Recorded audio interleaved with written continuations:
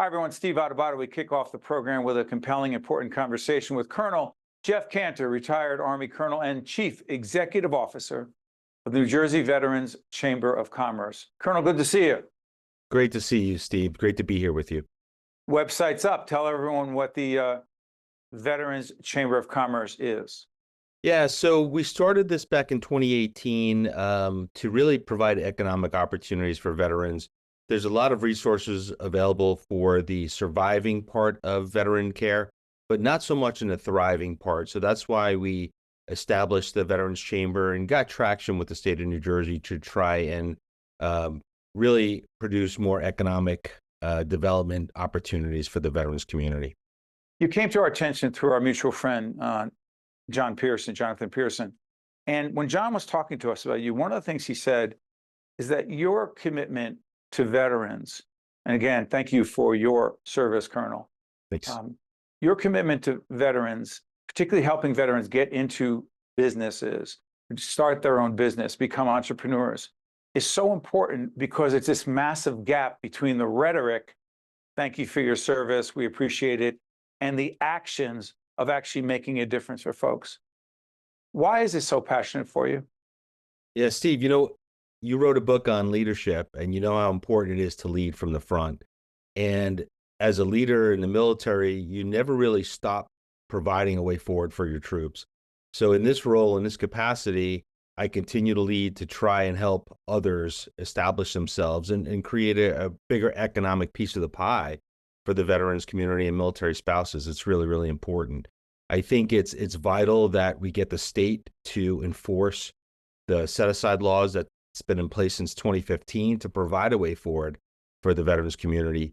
And hold on, Colonel, take a step back. Yeah. Make it clear that the state of New Jersey has specific set-aside laws. What exactly does it say the state is supposed to do? Then we'll talk about what the state actually does. Please, Colonel. Absolutely. So in 2015, the state of New Jersey passed a law stating that they are to set aside 3% of all state contracts for disabled veteran-owned businesses. Initially, the state never enforced the law, and then under Governor Murphy's tenure, we got the state to provide some sort of enforcement on it to work towards 3% set aside for state contracts. Yeah, but we're not close. Yeah, it's an unfortunate situation. We're not close at all. So the state first tracked the data in 2021, and in 2021, the state provided 0.53% set-asides for disabled veteran-owned businesses. That's roughly $21 million in contracts. In 2022, that number jumped up to $54 million, or roughly 0.9% of state contracts, so nowhere near the 3%. And if you compare that to New York State currently awards $374 million in contracts to disabled veteran-owned businesses, close to 6%. So we're far behind our neighbors. We really need to do a better job in enforcing this law and providing economic opportunities for veterans in our state. Colonel, help us understand this in a way that only you and those who served and choose to, well, they don't choose to transition. You have to transition. If you don't, we know what happens. And the suicide rates are what they are. There are veterans who are homeless, right? But I often wonder, and you're obviously, Colonel, in a unique position to respond to this. How incredibly difficult is it to transition from a military life, a way of life, to civilian/business life? I mean, I grew up in this. I didn't know anything else. I can't even imagine what that transition is like. Please, Colonel. Yeah, Steve, you raise a very, very important point. Transitioning out of the military is one of the most difficult things you could do because you're going for something that you totally understand, a way of life that you've lived for years. Now you're trying something completely new and different and don't know anything about the way forward. So when veterans come out of the military and they want to establish a business, A, they don't have the networks that their non-veteran counterparts have, and B, they don't have access to capital like their non-veteran counterparts have. So it's been very, very tumultuous in transitioning from the military to entrepreneurship. What we've been trying to do is establish entrepreneurship training programs, establish networks for veterans so that they can meet buyers and supply diversity folks from various agencies, both in the public and private sectors. And we also have access to capital events with banks and CDFIs to provide a way forward for funding their businesses. But it has been a very difficult transition, to your point.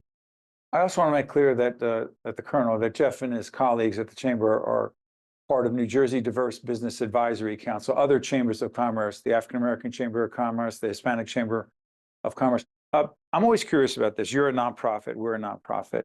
We work way more than half the time raising money to be able to do this. Where does your money come from? So our money comes from the generosity of private sector entities like Horizon Blue Cross Blue Shield, like Johnson & Johnson, like Provident Bank, like TD Bank. They've stepped up and provided needed resources to our chamber. And there are multiple agencies and entities that have stepped up.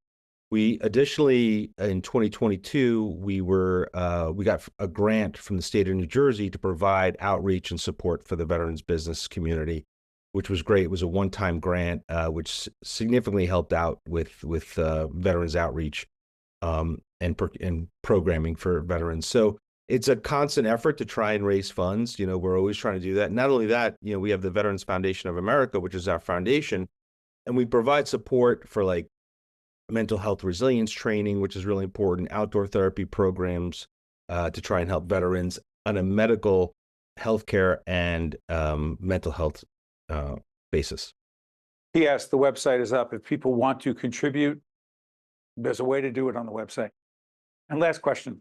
For those of us who want to support veteran-owned businesses, support veterans, how the heck would we know that a business is a veteran-owned business? That's a great question. So there is a certification process in the state of New Jersey and with the federal government, and there are lists that are out there. But the best thing to do is just contact the Veterans Chamber.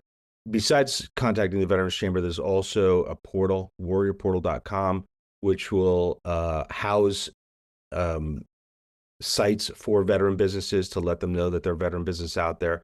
There's also the NJ Savvy program, which is run by the Department of Treasury in the state of New Jersey. And you can download all the lists of veteran-owned businesses, disabled veteran-owned businesses, African-American-owned businesses, Hispanic-owned businesses, LGBTQ-owned businesses, so that you can reach directly out to them. Colonel, thank you for the work you're doing. And once again, thank you for your service. We appreciate it. Colonel Jeff Cantor. Thank you, Jeff. Thank you, Steve. You got it. Stay with us. We'll be right back. One-on-One with Steve Adubato is a production of the Caucus Educational Corporation. Funding has been provided by RWJ Barnabas Health. Let's be healthy together. The New Jersey Economic Development Authority. Johnson & Johnson. PSC&G. The Northward Center. New Jersey's Clean Energy Program. The Russell Berry Foundation. The Adler Aphasia Center. And by EJI Excellence in Medicine Awards. Promotional support provided by the New Jersey Business and Industry Association and by ROINJ. The New Jersey Board of Public Utilities offers programs to help New Jersey residents save money and energy so we can all participate in making a cleaner and healthier New Jersey. Our Free Comfort Partners program helps income-qualified residents create a more comfortable home with energy-efficient upgrades, which can help reduce your bills. And our Community Solar program can help you save on your utility bills, even if you don't have an appropriate roof for solar. Learn more at nj.gov/BPU.